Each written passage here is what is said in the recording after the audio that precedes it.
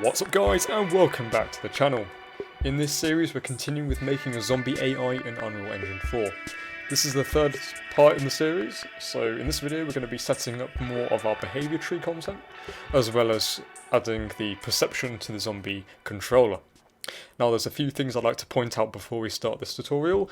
As of the 6th of December 2020, the new version of Unreal Engine 4 has been released. 4.26 I believe. I'm still on 4.25, but the process should still be the same if you are on the later version. In the next episode I'll have updated it.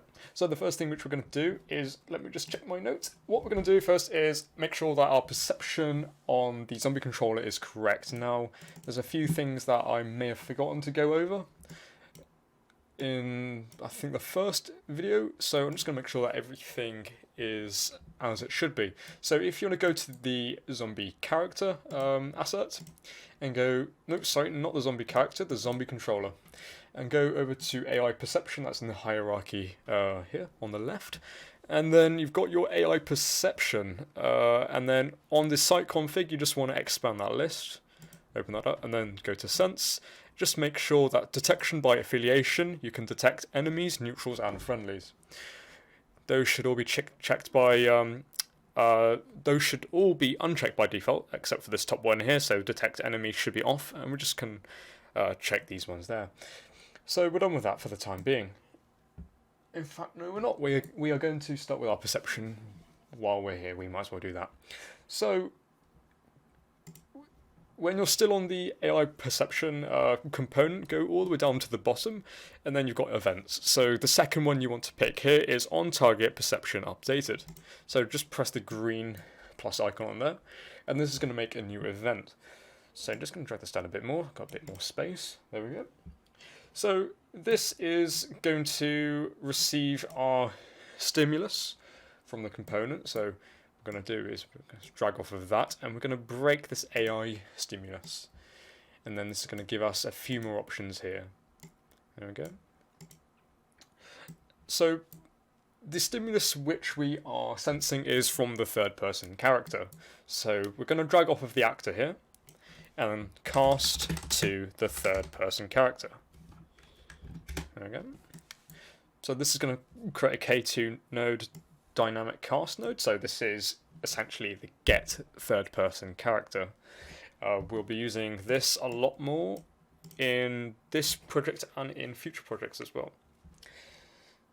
Next, what we want to do is set the value as a boolean. In this execution sequence, this is what's going to come next. However, we can only get that from our Blackboard. So anywhere after here, open that up and get your Blackboard. And because we are doing this inside of the zombie controller, it's automatically going to get the Blackboard which we've referenced from the behaviour tree. So when we return from this, what we want to do is drag off from the return value and set value as a bool. There we go. And then you want to hook this execution from the cast to third person character up to the set value as bool. So now as the third person character, it's going to set that as a bool. Alright, cool. So then what we need to do is we're going to set the key name in just a minute. We need to get a bunch of variables set up on our behavior tree, on our Blackboard. So we're not going to do that just yet. So if you go back to your break AI stimulus node, there'll be a down arrow from here and you can just expand that list. And we want to drag this out, and we want to promote to a variable. And this variable can be has sensed. There we go. And you can check that. Compile that. And in fact, actually, it's going to throw up an error for the time being, so it won't compile just yet. So you can just ignore that. Then we want to just drag this into that. So from the on target perception updated, we want to set that variable, and then just drag that into the cast to third person character. Okay. Then what we want to do is get our has sensed boolean from down here, and we just want to drag that there and put that into there. Cool. So this won't compile just yet, but it will do in a minute. Okay, cool. So now we're going to go onto our Blackboard, and we need to set up a new Blackboard key for the condition which we've just set up here. So what we're doing is, this is essentially a condition. I know that it doesn't work exactly like one would with branch nodes, but we want to set it up as a Blackboard key anyway. So go over here to Blackboard and then just create a new key. And this one's going to be a Boolean key. Okay, and we're going to call this has spotted player. Right, there we go. Cool. So just save that one, and let me just check my notes here and make sure that I'm doing everything right. Okay, cool. Yeah. So now we can go back to here and we can set this key name. Now what this is going to ask for is a literal name. So we can drag off of here and do make literal name. And this is going to get any literal name from this Blackboard here. So I'm just going to reorganize those there. There we go. And this Blackboard literal name is going to be the exact one from here. So I'm just going to copy that and paste it into there. Right, you can compile that now, and it's going to no longer throw up any more errors. So that looks all about right. Coolio. Right, so next we need to create a new task. So at the moment, when our zombie runs around the map, he's just finding a random location, and then that's all he does. We don't affect him at all, and he is running around living the best life he can. If I were to remove our character from the map, he would continue along as if nothing has ever happened. There we go. Look at him go. Okay, so we need to set up a load of stuff in our behaviour tree. Well, it's not a load of stuff, but it's double the amount of stuff which we've already got on the Blackboard tree. So we've got our first sequence here, so this is going to start on the left-hand side, so it's always going to do this one.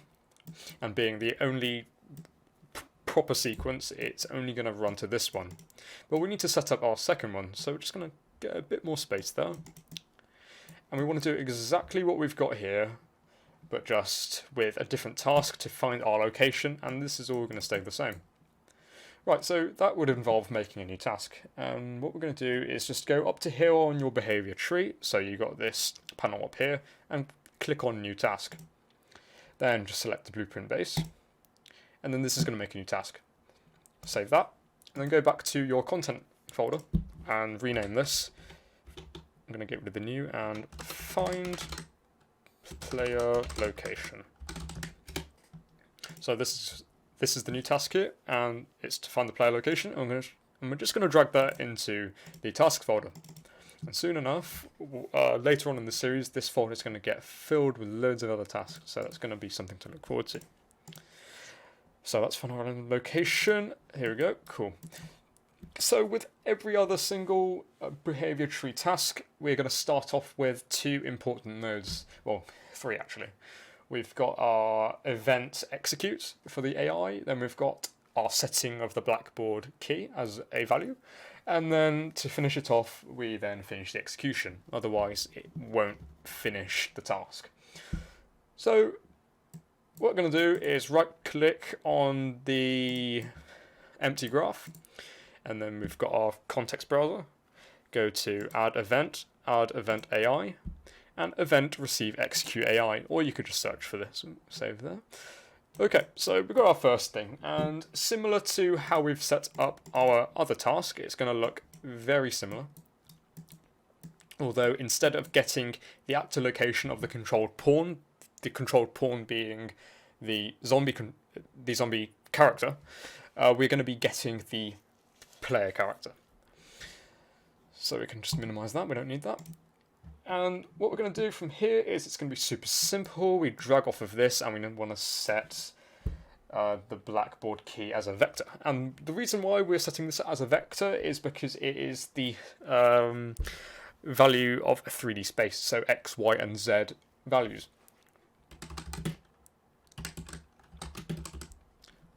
Set Blackboard value as a vector. Where's that? There we go. Cool. And then, of course, we want to finish this off with finish execute. There we go. And similar to how we did the first task, you just want to click success, otherwise it won't exit. Cool, so I compiled there by accident, don't do that. Well, it doesn't matter, but it's just going to throw up a quick error for you. What we're going to do is we've got a number of things to make. We've got to make a vector selector similar to, well, exactly the same as our other task. You'll notice that it's exactly the same, albeit there's a few changes. So vector selector, there we go. And you want to set this to a Blackboard key selector. And you want to set this instance as editable. Sorry, instance editable, so it can be seen outside of this asset. Again, it's throwing up an error, just ignore that. Okay, so then you want to drag this vector selector into the key for the set Blackboard value as a vector. There we go. And then what we're going to do is we're going to get the player character.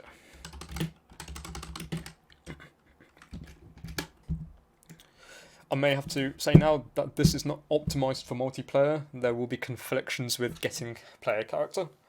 That's something I'll have to look into later on. But as it stands at the moment, this system is not going to be ready for multiplayer use. It's only for single player.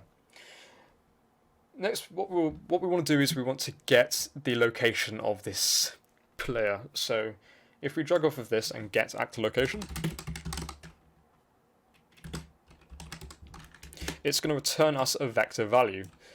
And what we want to do is we want to not exactly make it run directly towards this. So what this is doing is it's getting the exact location of the player.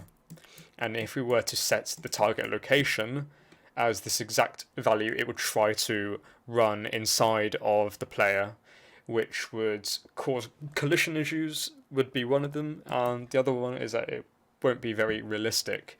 When we want the zombie to run up to the player, we want to run up within 10 units of space and then play an attack animation, which we'll be doing later. Sorry. So we'll get a random point within a radius. So get random point in navigable radius. I can never say that. And then here we can specify a random point within that radius. So let's say 10. So we want it to run right up towards our player character. If we compile that, then we can drag off of this off of this random location and then plug that into our value for the vector selector. And you can sort of see what's going on here. So we are getting the player character, then we're getting the location of the player, then we are setting a point within that location, so within 10 units of the player, then the AI can run towards that location. Let me just make sure that everything else is done. Yep. So that's set to 10. That should be close enough. Too close for comfort. I know there's all social distancing rules these days. Okay, so that's now done. So that's our find player location task done. Now we can get on to the fun stuff, and the fun stuff being the behaviour tree.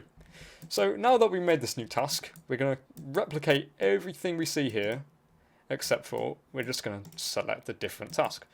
So drag off of this one, and going to the left, we're going to select our task, and this is going to be find player location. Now, it's automatically going to set the vector selector to self-actor. Obviously, that's not right, and the reason why it's shouting the vector selector is because that's the only value which it has. So the only variable it has. So it's automatically going to set that to the vector selector, but obviously we don't want that to be the vector selector. We want that to be the target location, similar to how we've done it here. Let's drag that a bit more there. And obviously, just exactly how we've done it here is we want to move towards that target location. There we go. Move towards that target location, and instead of self-actor again, we want that to be the target location. And then we're going to wait for 1 second.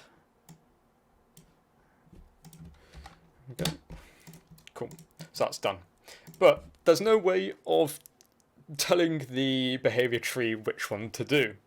So that's why we have created this perception. And what it does is that when it can sense it, here's the value here, so that's going to be set to true. It gets that variable as true, and then it'll set the condition to true. So the way that we've done it here is that has spotted player, it's looking for that key inside of the Blackboard, and it wants to set that as true. So what we're going to do is we're going to add a decorator to our sequences based on this condition we've got here. It'll make sense in a minute. It's a bit complicated, as AI in Unreal Engine 4 is fairly complicated when you're first starting, so I'm going to try and be simple.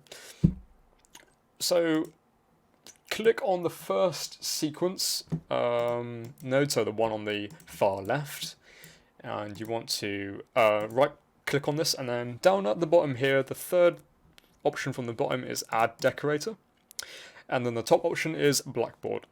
There we go.